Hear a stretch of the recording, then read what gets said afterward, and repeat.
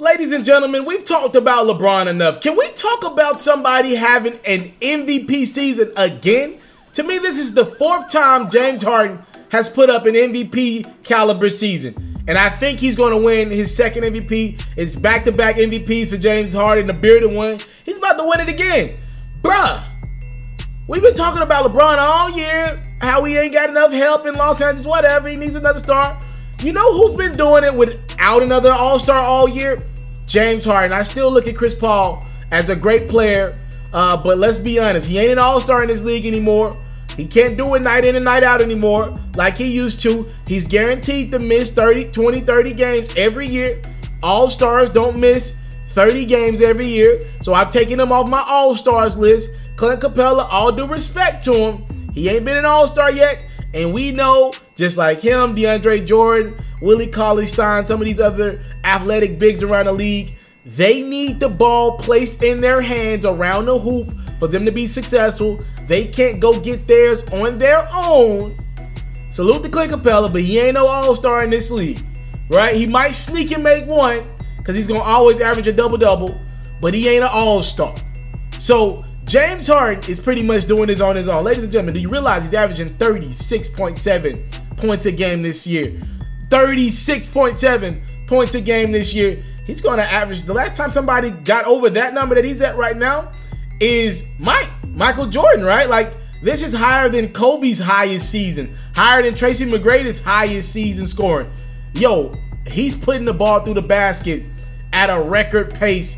And forget the points per game, right? He's averaging over 7 assists a game as well. Forget the assists a game.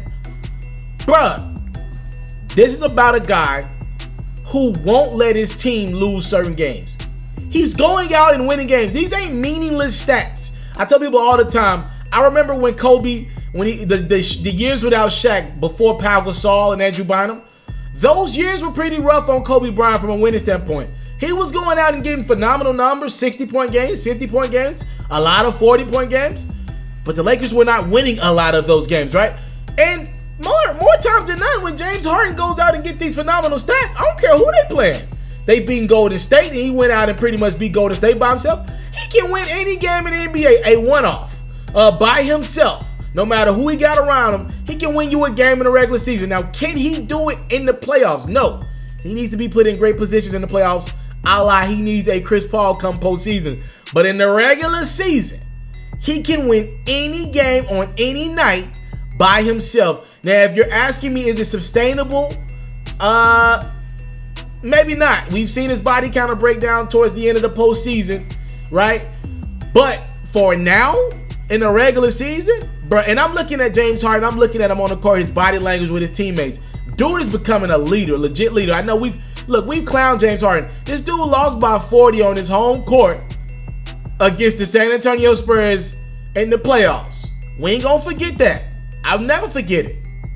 But I'm watching a guy turn into a leader. He wouldn't allow himself to lose by 40 on his home court right now. Like, he's turning into a leader. You can see the interactions with guys like Austin Rivers on the court, right?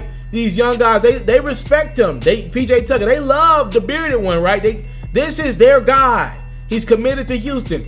But I'm telling y'all as it is, James Harden, fam, is maybe one of the 2 best players in the league right now.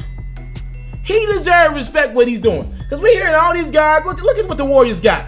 5 All-Stars on the court. Hey, what was the last time y'all looked at the Houston Rockets record? They're a half game up on the Oklahoma City Thunder now. They were like 9th or 10th a lot of this season, out of the playoff picture. They've stormed back.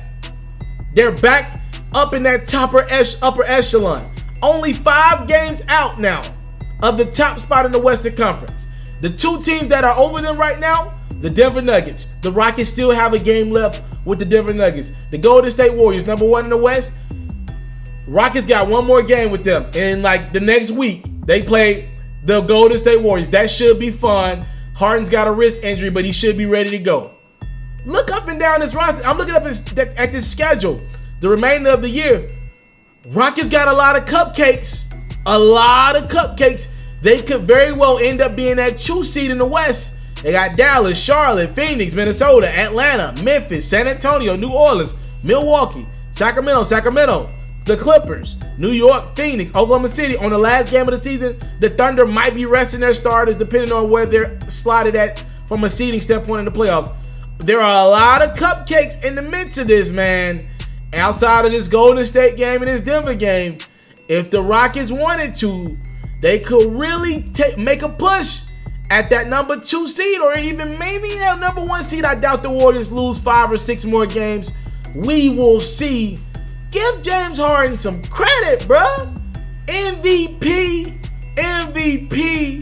The bearded one is my 2018-2019 MVP. I came from nothing, but I want everything God has for me. I interview celebrities. I talk sports. I still represent the culture. I got the kids. You are now tuned in. Yeah, we locked in right now, Mr.Taliaferro. Mr.Taliaferro. Mr.Taliaferro. Mr. Shout out to Mr.Taliaferro. You're watching Mr.Taliaferro TV. Mr.Taliaferro TV. Here with the triple B's. You can't do nothing but win.